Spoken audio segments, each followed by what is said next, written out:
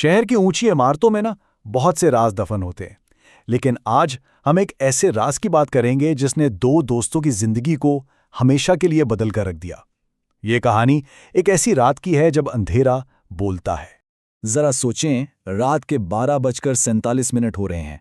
शहर जिंदा तो है लेकिन जाग नहीं रहा। सड़कों पर एक अजीब सा सन्नाटा है, जैसे पूरे शहर ने अपनी सांस रोक रखी हो। और इसी सन्नाटे में 9वीं मंजिल पर सिर्फ एक दफ्तर की लाइट जल रही थी।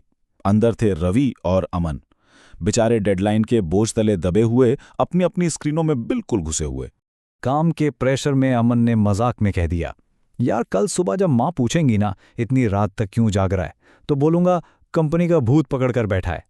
उसे क्या मालूम था कि ये मजाक कितनी जल्दी एक खौफनाक हकीकत बनने वाला था।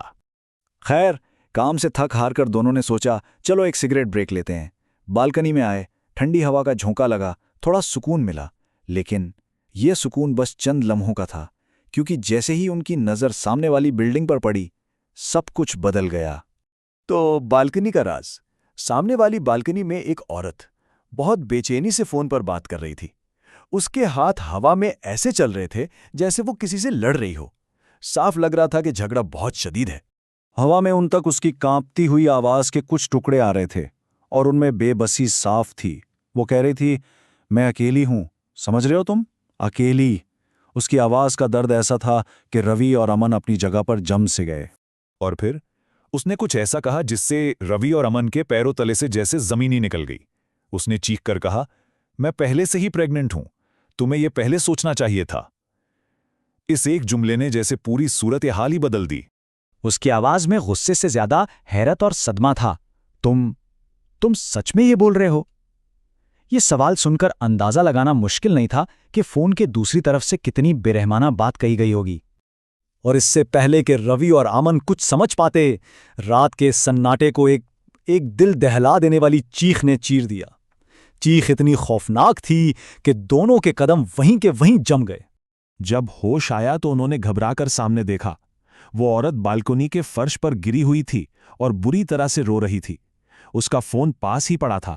अब रवि और अमन परेशान, क्या करें? क्या उन्हें कुछ करना चाहिए? वो भी ये सोच ही रहे थे कि वो औरत आहिस्ता से खड़ी हुई। उसके कदम लड़खड़ा रहे थे, लेकिन वो सीधा रेलिंग की तरफ बढ़ने लगी। उसने एक बार रेलिंग पर चढ़ने की कोशिश की, लेकिन पैर फिसला और वो वापस फर्श पर गिर गई। कुछ पल बाद वो दोबारा उठी, लेकिन इस बार उसके चेहरे पर ना गुस्सा था, ना रोना, बल्कि एक खौफनाक खामोशी थी, जैसे उसने कोई फैसला कर लिया हो। वो बहुत धीरे से रेलिंग पर चढ़ी और सीधी खड़ी हो गई। और फिर वो कूद गई। बस एक लम्हे की खामोशी और सब खत्म। रवि और अमन अपनी जगह पर बिल्कुल सुन। उनकी आंखों के सामने एक जिंदगी खत्म हो चुकी थी। होश आते ही रवि चीखा, उसने छलांग लगा दी और बस फिर वो दोनों भागे। लिफ्ट का इंतजार कौन करता? 9 मंजिलें सीढ़ियों से दीवानों की तरह नीचे उतरे। सामने वाली इमारत पहुंचकर वो अंधेरे में उसे ढूंढने लगे।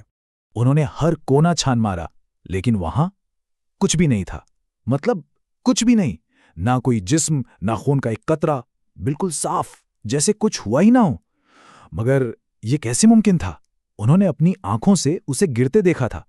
आखिर वो गई तो गई कहां? वो उसी उलझन में थे कि अचानक एक सीटी की आवाज आई और सामने से एक सिक्योरिटी गार्ड आता दिखाई दिया।